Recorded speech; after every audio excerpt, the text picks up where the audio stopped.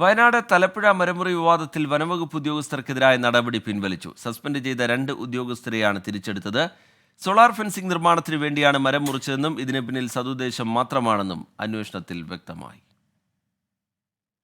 North Wayanad വനം division Begur റേഞ്ചിനു കീഴിലുള്ള തലപ്പുഴ ഫോറസ്റ്റ് സ്റ്റേഷനിലെ സെക്ഷൻ ഫോറസ്റ്റ് ഓഫീസർമാരായ PV ശ്രീധരൻ, CJ റോബർട്ട് എന്നിവരെയാണ് തിരിച്ചെടുത്തത്. 1 കിലോമീറ്റർ ദൂരപരിധിയിൽ സോളാർ ഫെൻസിംഗ് സ്ഥാപിക്കാനാണ് 73 മരങ്ങൾ മുറിച്ചത്. ഇവയിൽ 16 എണ്ണം ഉണങ്ങിയതും 5 എണ്ണം വീണുകിടക്കുന്നതുമാണെന്ന് വനംവകുപ്പ് നടത്തിയ അന്വേഷണത്തിൽ വ്യക്തമായി. അനുമതിക്ക് കാത്തുനിന്നാൽ ഫെൻസിംഗ് നിർമ്മാണം നീളുമെന്ന് കരുതിയാണ് മരങ്ങൾ മുറിച്ചത്.